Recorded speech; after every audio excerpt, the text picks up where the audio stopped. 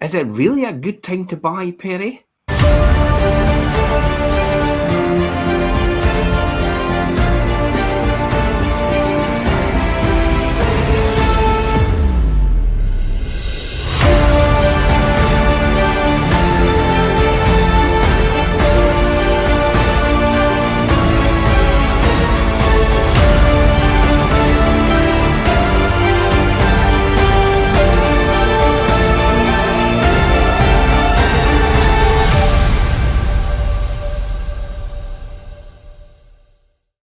Okay, folks, here we are. This is the midweek show for the FIFE property market and also for the UK property market in general, to be honest, because we are actually discussing today, Perrie, is now a good time to buy or should people actually wait?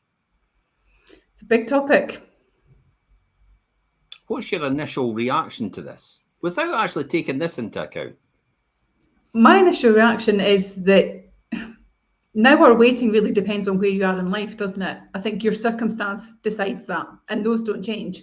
Oh, good answer. I would say, let's wait to see what happens. But then I'm a risk taker. That's the thing here. Just so you understand, I'm a risk taker. I'm quite happy to take any volatility it might actually happen in the economy. And sometimes stability is the best way forward. And to know what the certainty is and what you're doing in order so you can plan for the future. That's probably the key here in all this. So that's probably the most important point that people should know. It's about certainty more than anything, rather than actually having the volatility. But listen, as we go into quarter of 2023, there's significant uncertainty in the UK economy, leading to uncertainty in the property market itself. Now, there's no surprise the IMF came out today or yesterday and said, well, we think the economy is going to be a bit better than we thought, and interest rates are going to come down, and inflation is going to come down as well. And I'm thinking, bullshit. Where did that come from? The IMF tried to predict a recession, and there was no recession. The IMF tried to predict inflation was going to drop at a record rate, and inflation didn't drop at a record rate. So the IMF, to me, just talks a lot of rubbish half the time and to keep themselves in a job. It's frank and honest, Jim. Well, you know me, I shoot from the hip. That's it, really. The number one issue is the fight against inflation, the cost of living crisis, really. Yeah. We know this. The Bank of England is working hard to actually decrease inflation, and hopefully in summer, we should see the British inflation coming down across the UK. From that, we should expect interest rates to come down later in the year. And that is what the money markets believe with the 5-year swap rates. Hence the reason why base rates right now are sitting at 4.25%. But the swap rates and mortgages available are actually below that. So, Jim, just to explain that then for some people that maybe haven't watched this before or been aware of it, you talk about swap rates. What does that mean to the layman? Well, swap rates are what the money market is. So the money market comes along and says, like, I'm the money market, okay? I could be actually. I'm the money market. I come along, there you go. I come along and you're the bank, and I say, okay, I'm actually quite convinced the returns in the market aren't going to be as good as I think. So I will lend you money as the bank at a very low interest rate over a fixed rate period in order to get a decent return, because I don't think that the markets the return I'm going to get in the future is going to be a lot more. So I'm almost hedging my position. In other words, I'm stabilizing where I am. This is what I call about stability and volatility. So therefore, you then go, okay, I can actually lend that money out to other people based on what you're giving me at a higher rate in order to make a return, because I'm guaranteed that I'm giving you that rate anyway. So if I lend it out to someone else at 4%, and I'm getting it to you at maybe 1.5%, I'm giving it to you 1.5%, and you lend it out at 4 or 5%. You're making that differential every single time, guaranteed, because you're doing a fixed rate deal with them, and you've got a fixed rate deal with the swap rate as well, which you've got from someone else. So this is how it works. And as well, when you look at it, with the savers putting money into the banks as well, they're not really getting a return on it either. So they're only getting about 1.5%. So then I'm lending that money out. They're called fractional lending. But in other words, they take your money. If you give them 100,000, they lend out 1 million. They lend it out 10 times. That leverages them to lend out 1 million. because they don't expect everybody to call in loans at the same time or lending at the same time, or anybody to take their money back at the same time. Therefore, they're kind of covered. Yeah. So that's how the banking system works in a sort of ideal world. Although you don't know, if somebody does a run on the bank, you're out of business. That's why the governments have to bail them out. I've actually seen somebody turn grey. the chief executive of the Dunfermline Building Society, when I sat across the table from him, and basically he got the call and they said, there's a run on the bank. And the next day, the Dunfermline Building Society was no more. It's Northern Rock as well, isn't it? And the credit crunch. That's a revelation, eh? Rushed out the door to try and save. No chance. Nationwide took them over, and that was the end of them. Dunfermline Building Society, no more. It was almost like a tune in there, like the Proclaimers. Dunfermline, no more. Methyl, no more. Anyway, that's another story. So this has actually driven the mortgage pricing to the same levels we've seen the week before Liz Truss's budget in September 2022. This will make homes more affordable because mortgage payments will be lower. Which is great. Yeah. So then there's the issue of house prices. Will they actually crash? Well, I'll explain later in this conversation. I'll explain why 2023, or we'll explain why 2023 differs entirely from 2008, which is the last property market crash. Yet it cannot be denied that house prices achieved for the FIFE homes, for example, today are lower than that completed in 2022. The land registry actually states that FIFE house prices are 2.5% lower than 3 months ago. Yeah. So house prices are actually going down. They're going down universally overall, right across the UK. Yet the devil is in the actual detail. So, do you want to talk about the land registry, Perrie? Yeah, sure. I mean, I think it's important to do that because when you see that strap line that they've decreased in 2.5%, you kind of get, oh, hang on, that's a little bit of news that I maybe don't like. Yeah. But it's important to understand it. So when the land registry reports on house prices from a particular month, it is actually from sales agreed maybe 6 or 9 months ago, Jim. So it's not a reflection of what's happening today, is it? So it's not true to say that it's now, but it's just that's when their data is because it's old data. It takes them on average between 4 and 5 months from sale agreed to legal completion, as we know, we'll talk about that. Then the solicitors take another 2 months to 3 months to send all of the data to the land registry. So there is a bit of a delay here. So we're really working on numbers that are maybe between 7 and 9 months old. And you notice this if you keep an eye on the I'm saying if anybody keeps an eye on the land registry data, as if everybody does. But that's your Saturday night viewing. Well, you do. I tell you what, if you go back and you actually see the land registry data and you look at the reports, it reports like, for example, the average UK price was maybe, and I'll just say off the top of my head, 196,000 for the average UK price for a house in January last year. But then when you get at that time, they reported it in January. But when you get the data for January this year, and you look back to the house price that they reported in January last year, it's different. It's a different price. They've changed the figure. And it's like, wait a minute. Are you just lying now? So the price that you're doing to measure it right now, at the land registry showing me right now, isn't actually the price once they've got all the data through and collated it together, about 3 or 4 months later on. So can we actually believe the statistics that they're sending out? This is the problem, isn't it? And that's why I think people get confused in what they need to do next, isn't it? Because there's so much conflicting information sometimes, isn't there? I've got to admit, though, the Halifax comes out with their data.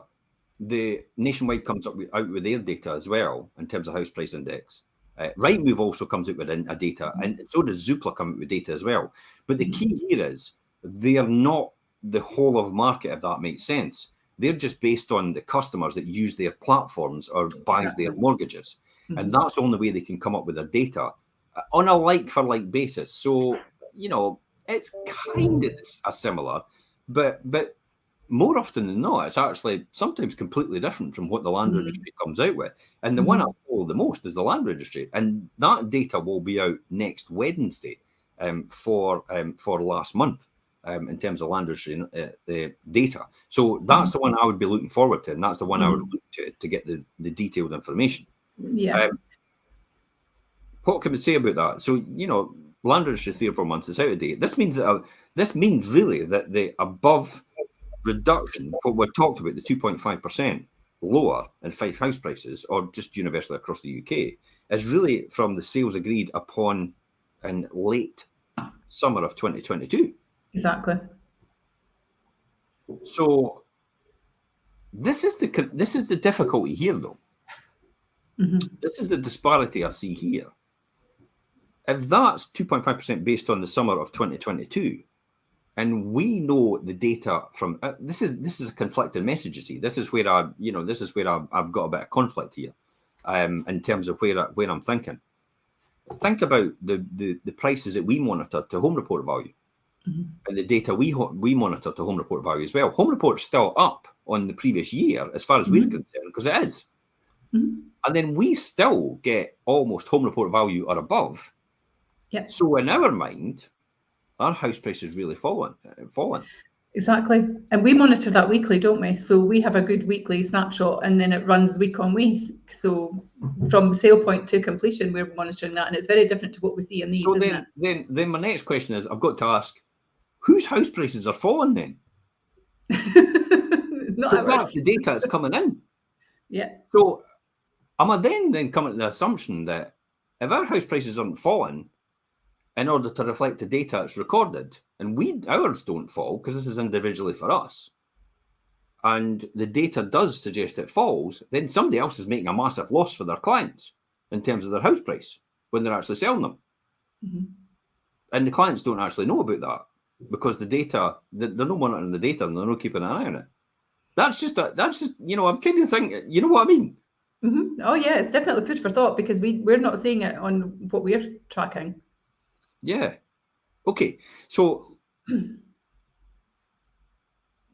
well, what about properties that have been selling in the autumn and winter? Yeah, I mean, when we look at the properties that are selling autumn, winter, there's still a few percentage points in the pipeline, and that's the difference, isn't it? It's, we discussed it a few weeks ago that looking at square footage agreed in February, for instance, is not completed sales with the land registry. It just doesn't work like that. Yeah. So it's kind of minor stuff really, Jim, isn't it, in regards to looking at the percentage points. I think you've got to judge it on the information that you can access, and actually what we are seeing rather than necessarily what's coming on here. But, why do people buy a property? That's what we have to look at as well at the end of the day. What is driving people to move or not? Life events, more than likely, isn't it? Yeah. Someone buys and sells a home almost all the time. I mean, in FIFE itself, generally on average, it's every 20 days. Every day is 20 people make a decision to buy and sell a property. Every potential home buyer should ask themselves the 2 questions if they're considering actually a purchase. I think this is the key here. They should be asking themselves these 2 questions. So every single home buyer, if you've got any questions, guys, please feel free to ask them. We will answer them at the end of this conversation. So, that goes to Instagram, TikTok, and it goes to our social media channels on YouTube, LinkedIn, and Facebook, and Twitter as well. So if you've got any questions, please feel free to ask them in the comments. We will cover them at the end in terms of what we're discussing here. So the 2 things a buyer's got to consider when they're considering a purchase: am I in a stable financial position? Do I have a deposit and enough savings or access to them via, say, a family? Should an unforeseen disruption occur in my life? I was talking to an investor today, a buy-to-let investor, and I was actually in a private Zoom call with him, and I was saying to them, look, I know what your numbers are, but there's very little scope for any volatility or any movement in these numbers. If the rent has to drop because the government decides to put a further cap on rent, if the interest rates go up because you've not fixed your rate, if the occupancy rate drops on your investment, on your property, and the tenant isn't in there, you're not getting rent in. So there's no much margin there you've got left in the profit at the bottom in order to take that hit. So therefore, that's what you should be considering in the beginning. How much a stable financial position am I in as a buyer, as an investor, for individuals, as a buyer for a house as well. And the next one out for me is, do I plan to be in this neighbourhood for at least the next 5 years? Do I plan to be in property investment for at least the next 5, 10, 15, 20 years? That's the thing you've got to ask yourself. If the answer is yes to both these questions, then buying now makes sense completely. As we've seen, in the last 20 years, house prices have gone up 170% on average. Inflation's gone up 70%. So our house prices in real terms has outperformed inflation by 100% in the last 20 years. That's the fundamental difference. Now, a house price as a buyer secures your place on the ladder. It's not to make money on. But as an investor, there's 100% return on your investment. But if you've actually got 25% loan to value, you're actually making 100% on the bank's money. So the money you've got in on the 25%, you're actually leveraging yourself where you're making possibly 500% on your investment, not just 100. In terms of how that works. Hopefully everybody will understand that in terms of how I'm thinking. But I know the numbers. I know that's what it is. Because if you've only got 25% as a deposit, but you're leveraging 75% from the bank, then you're getting three more times. If it goes up 100%, there's another fourth time, but you've got the money in as well. So that goes up and you're making money on that. So you're making about 4 or 5 times the actual initial investment that you put in the first place in terms of the return, if it goes up 100%. Anyway. So the answer to yes, the answer then, if you answer both of those is yes, then it isn't now that you should do it. What if the answer is no? Sense every single time. I get asked that question every single time. Do you think I should wait? I go, no. If these are the two questions I actually ask, if it's more than 5 years, plough on. Yeah. But if the answer is no to any of these questions, what should happen there then, Jim?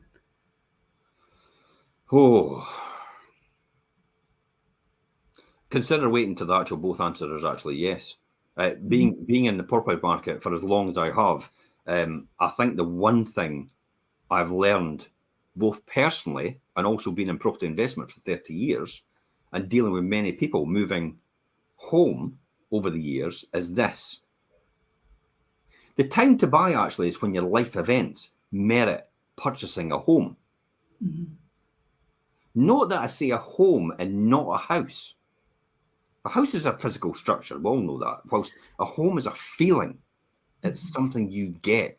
You know when you get that feeling when you just walk into a property for the first time, you think, yeah, this is the one. But you also get that feeling when you walk into a property for the first time and you think, it's not for me. I'm like, how could you decide within 5 seconds of walking in here that it's not for you? But you just know when you know. It's that feeling. So the home is about the feeling. We'll sell you a house, you make it a home, ultimately. That's what it comes down to. We get that feedback a lot, actually, Jim. So because of the way that we market with the description, the photos, the brochures, but primarily the videos, then a lot of people who want to view with us, the first thing that they say is, actually, I just need to get in it to see if it feels right, because I've seen everything about it. I know what it is. Yeah. So it's a physical structure. Don't lose sight of the real reason, endeavour, for your endeavour, to build a home for yourself and those you care about.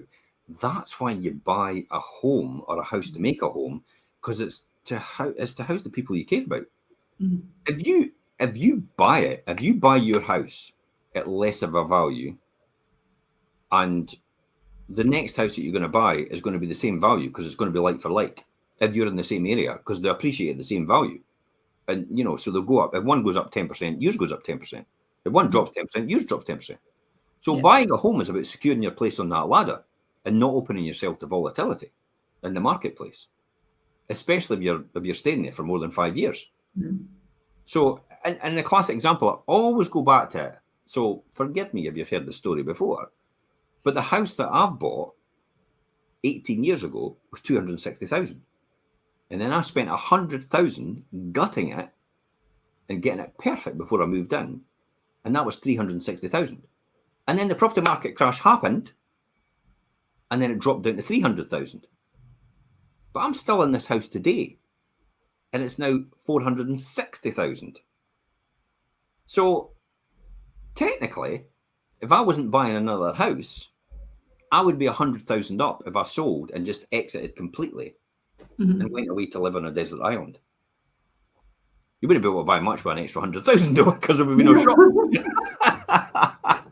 But you can take your discs with you. That's what you think, right? Okay, I'm on a desert island, but I've got 100,000 and I can't buy anything. I could just use it for the fire then.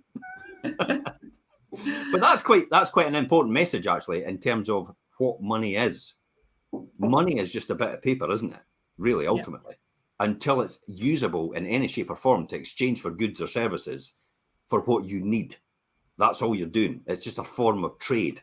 It's just money in itself is just paper, and you can, and literally it is just, if it's not able to do that, it's literally just fire. It's just for the fire, and that's it, really, to keep you nice and cozy. So, of course, FIFE house prices will fluctuate up and down over the next 12 months to 24-month period. But if you have to plan, you plan for that minimum of at least 5 years for in your new home, then there are clear benefits to buying. So if you're planning for that 5 years, there's clear benefits to buying and owning your own home. Many times, so many people get caught out trying to time the market. You know what I mean, like that? Timing. The exit and entry. The classic example today is the stock market. The stock market's 7,800, the FTSE 100. But I could have bought at 7.4, and I thought, oh, it might drop a wee bit more, but it's not. So literally, I've just lost that. I've lost the value, the extra value I could have had if I'd bought at 7.4 instead of actually waiting for it to drop further, because it's gone back up to 7.8. It's exactly the same with houses.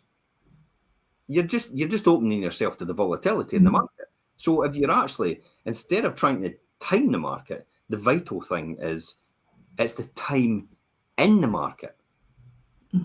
So if you're going to be in for 5 years, if you're going to have a house for the next, everybody's going to have a house at some point in time.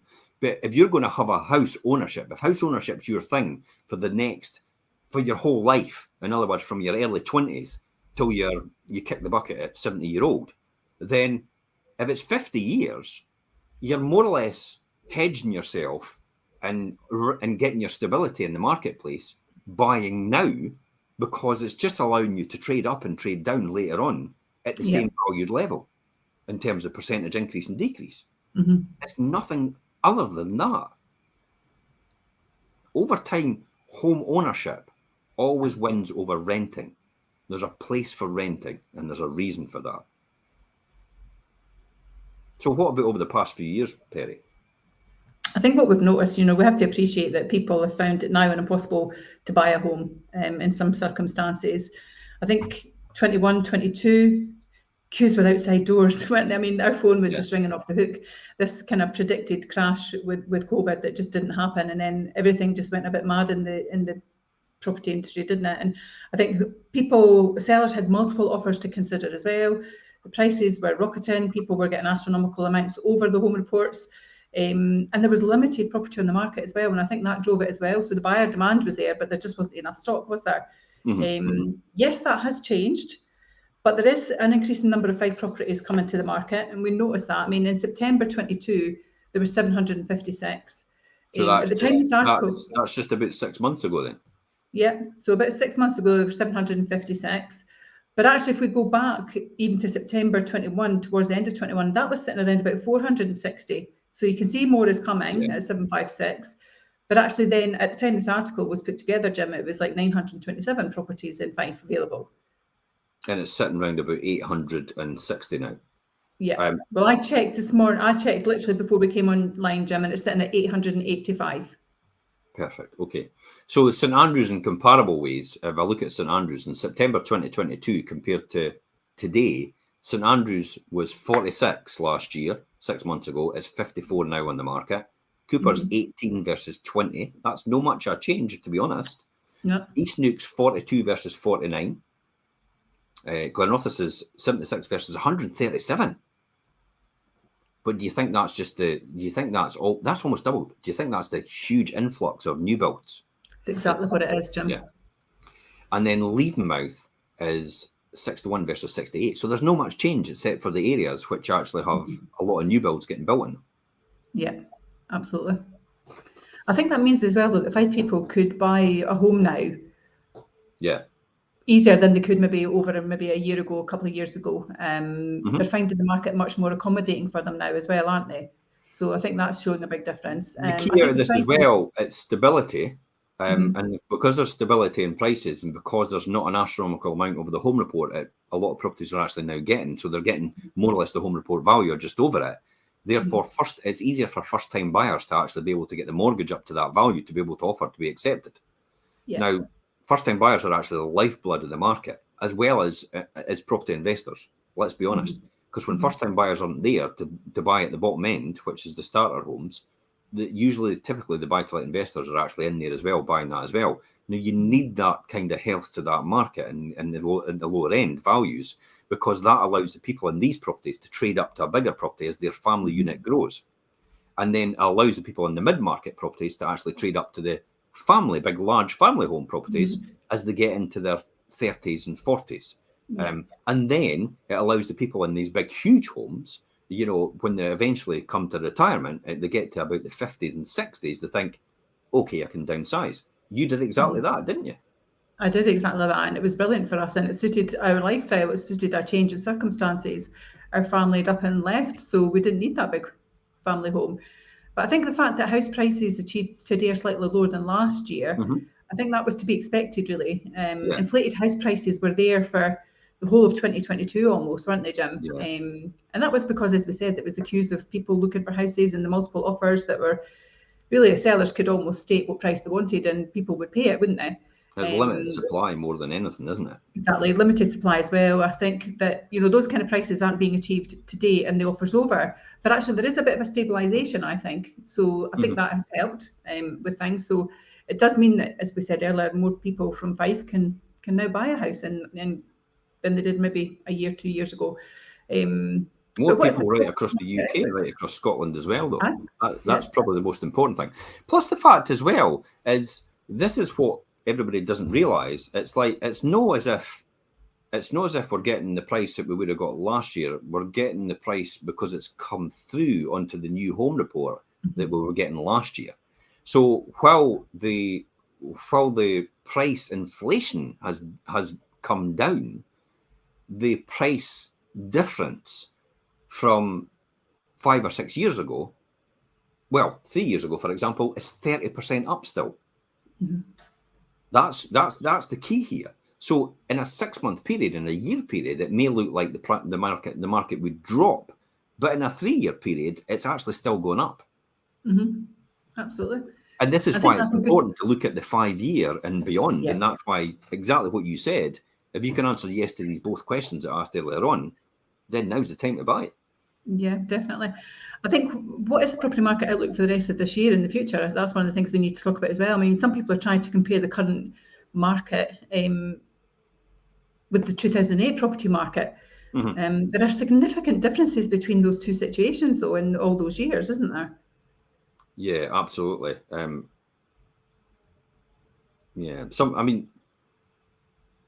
Some people are trying to compare the current 2023 market, as you'd said, with the 2008 property market. Yet there's significant difference between the actual 2 years. Yep, I agree with that.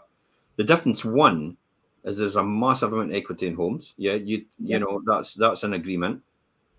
I mean, compared to 2008, 189,500 today versus 135,900 in 2007.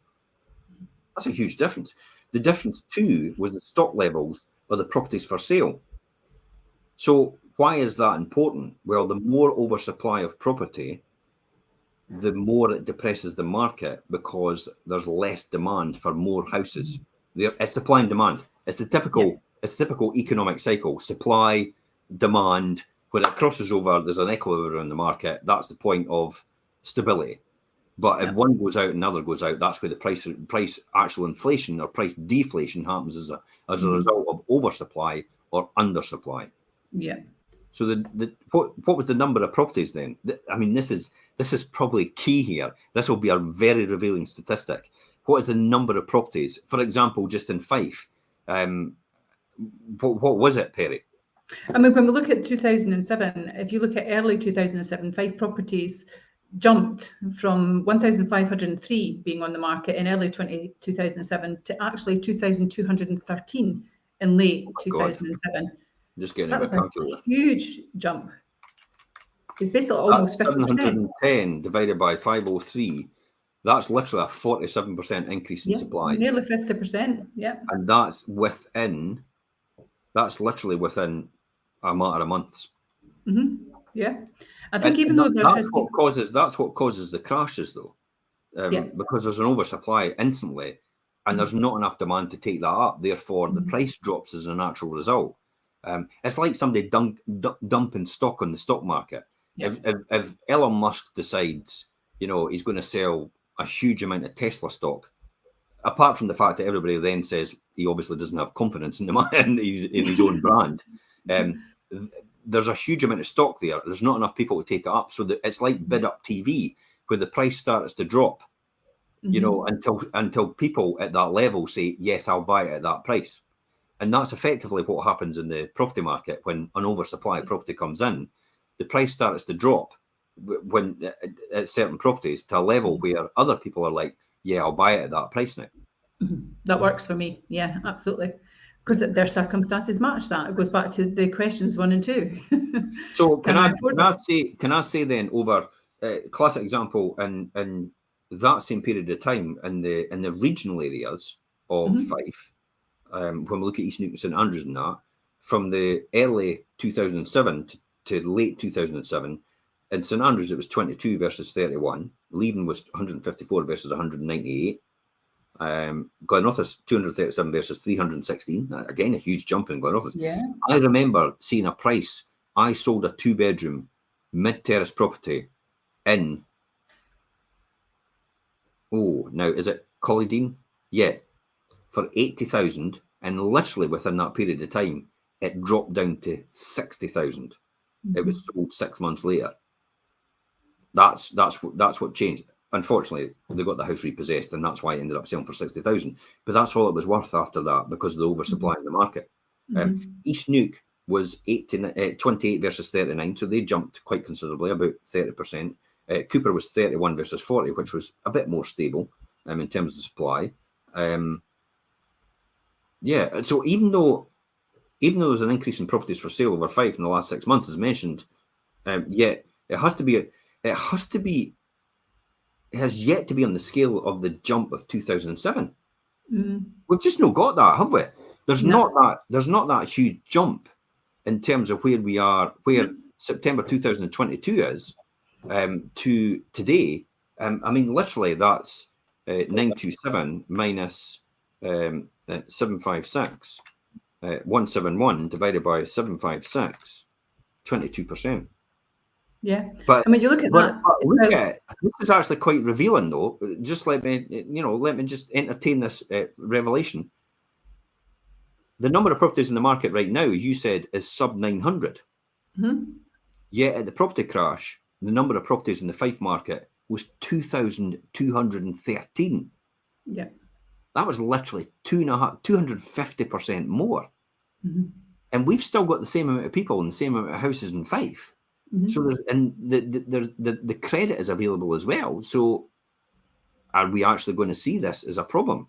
The oversupply of the property market was a significant cause of the house prices dropping in Fife in 2008. That's what we can see here. The third difference is there is a lot less unemployment in the economy today than in 2008. 3.2% versus 5.6% in 2008. And that went up to 7.5% after 2008. I remember that. So literally, we have record low unemployment levels. More or less a full employment situation as well combined. What's the fourth difference then? I think the fourth difference is that most people, 87% of people, in fact, are on fixed rate mortgages compared to 56% in 2008. Right. So literally half of the people in 2008 had it. Now we're almost at 90% of the people have a fixed rate mortgage. That's a big difference in security as well for people's financial flow and income, isn't it? Yeah, definitely. I mean, there's other differences here, but we really want to avoid the war and peace thing because you can go in for this forever about the fundamental differences between the credit crunch and where we are right now. But next, you must remember that in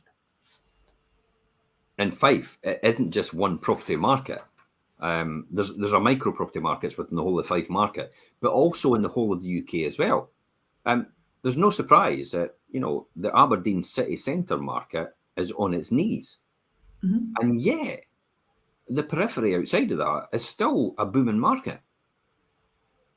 So when you look at micro regions and micro property markets, it's completely different.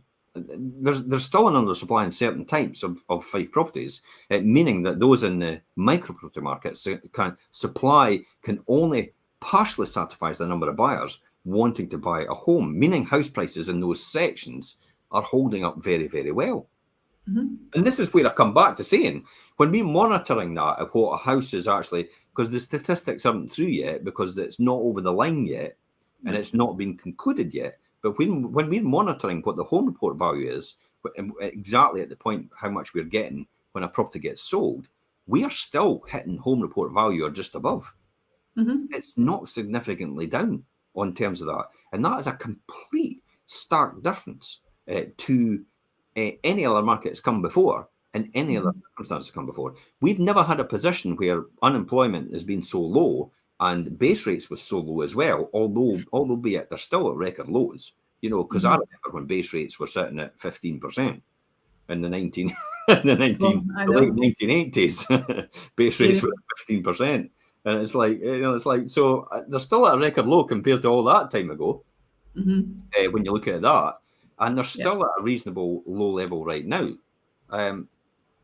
So what about the other side of the coin then? I mean, on the other side of the coin, there is an oversupply in some areas of FIFE in the type of properties. Some of the increase in the overall number of properties in the market comes from overpriced FIFE homes. Yes, I did say that, overpriced FIFE homes. Oh, wow. But I thought overpriced FIFE homes wasn't possible because it was set by the home report value. Well, you would think, but in some instances there is an issue with overpriced FIFE homes. And if you've got an overpriced FIFE home in an oversupplied micro property market, you're going to have a problem, aren't you? Because you have other people that are basically fishing in the same pond as you who will necessarily not even approach your property if the pricing's not right. That's it. Ultimately, I mean, you have to take it out of the stock. I mean, you could, for unique properties, here's a classic example. For some unique properties, it's difficult to price in the first place because there's no exact comparable, because that's really how it's done. And, in order for a surveyor to walk in the door and say, I think that's the price, he has to have something that looks similar to what's recently sold as to the one that he's about to value. But if he doesn't have anything similar, he then has to have a discussion with a estate agent and also with other evidence that could be available of maybe vaguely similar types of properties, or maybe styles like Victorian or modern or new builds, in terms of what they're like and what they've got in comparison to what he's valuing, and then either plus or minus based on what that price was achieved for the other one, based on what he thinks it would take to get that one to this stage. Hopefully that'll make sense for people how that's done. So sometimes it can be overpriced, can't it? But I would rather, personally, have an overpriced property so I could come down than actually have an undervalued property so I have to try and go up. That's the difficult one, isn't it? Yeah, because I know I tend to, but this is the realism though, because if you get a valuation on a home report at a higher price, sometimes I've seen a customer go, that's the price I want and I'm not changing it for anything else. And it's like, no.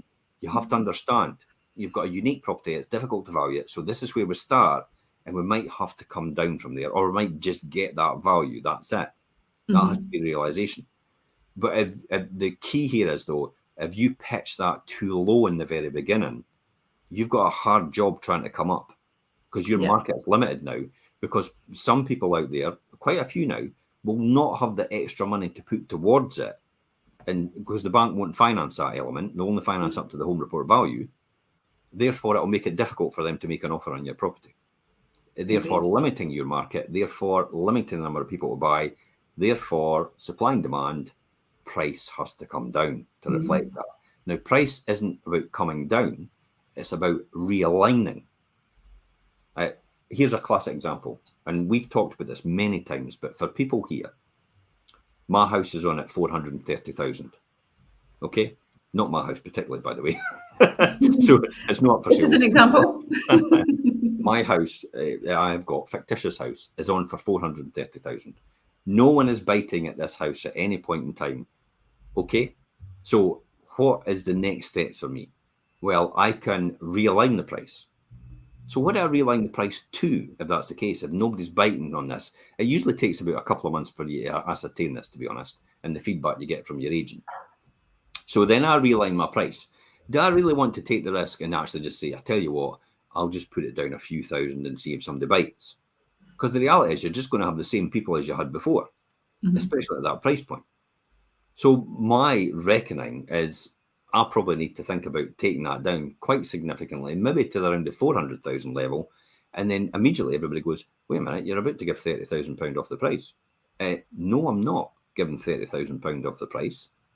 I'm introducing the property to a new market of buyers who can afford a higher mortgage and can afford a higher priced property, but they've not seen yours yet because it's in a different price bracket to what they're searching. But now they've seen it and they now see the home reports at 430,000.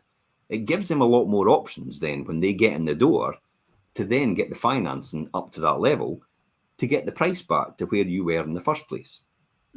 See how that's cleverly done, and introducing a new set of buyers into the mix in order to push the price back up from the original, from the realigned price that you did in the beginning. Now, why did I talk about 430,000? Because that's exactly what I did with a property in Fife last year, where we didn't have someone. The customer was a bit nervous when I introduced that concept to her, but she took a leap of faith and trusted in what I did, and I brought it down to sub 400,000 from the 420,000 it was on it. I think it was 420,000. And then we ended up at an end price after bringing it sub 400,000. When somebody actually walked through the door, we ended up at 429,000. And it was sold after 2 or 3 months of turmoil about why is no one walking through the door. And that's the strategy we used. Introduce it to a new set of buyers who do have that mortgage, but they're now seeing it. Because if they're no searching beyond 400,000, they'll never see it in a search. But if you realign it down to sub 400,000, they see it in that search, you deliver them the home report and they go, wow, that's the price it. I'll probably have to offer more then. And then it pushes them back up with a bit of skill negotiation as well. It's not just an easy like, oh, that's how it happens. So that's what I'll do. It's like, no, it's a bit of skill negotiation to get it back up to that price from actually putting it sub that price. But there's strategy in that. That's a very advantageous strategy for shifting a house. It's been sitting for a wee bit of a while. It's called price realignment, not price reduction. Price reduction means you're happy to accept a lower value. Price realignment means you're about to push them back up when they get through the door, and then you start negotiating. Yeah. So that's a fundamental difference. Anyway, what's your overall thoughts on this, Perrie? I think my overall thoughts are that, yes, we've always said that Fife is a bit of a microcosm and it kind of operates in its own way in regards to property. But I think, as we've read even at the start of the article about the strap lines, it's the same thing that I say a lot of the time when we do these types of shows, Jim. It's like, you see the headlines, don't always trust what the headline is telling you. Do your homework, find out your information, get yourself knowledgeable, and see if then that knowledge fits with your circumstances with those questions 1 and 2. Am I financially stable? Am I secure in my job? And can I move forward? That's exactly it. It's and if you're planning to live in your house for the next 5 years, then yes, you buy now. Yeah. If you're not financially stable and you're not planning to live and you're only there for short term, then probably renting is the way to go in the short term. Because renting allows you then to avoid entry costs of buying a house, exit costs of selling a house. And it also negates the fact that you've got to repair the property. Yes. You don't need to pay for all these costs of repair. It's the owner that pays for it, is the landlord. So that's why short-term renting suits a particular market. Anyway, let's just wrap up there. Let's go to a couple of comments on that. There's John actually said he paid 3,000 less than the home report value for his property in September 2020, which was actually really good. Well done, John. That was actually really good. That was almost about the time that everybody was a bit nervous about the fact that is the property going to rebound in COVID. The next one is John actually says again, how do you get over the COVID rush though? Say an ex-council house goes on for X amount because I don't know. I'm not really sure what he means by that. How do you get over the COVID rush? Well, the COVID rush we got over. We just got through it, and the prices went up, and that's what caused the problem. So I'm not really sure what you meant by that, John. And that's it. And I'll just check Instagram and see if there's anything on here. Yeah. Okay. And then the comment on Facebook is, yeah, absolutely agree. It's financial stable position, and if you plan to be in the neighbourhood for the next 5 years, that is the way to go. Anyway, thanks for coming on the show, Perrie. I mean, that's my thoughts. What is everybody else's thoughts? That's Perrie's thoughts as well. I'd be interested to hear comments after this and also on the podcast when it goes out. And that's us. And until next time, guys, it's bye-bye from us. Bye. Take care.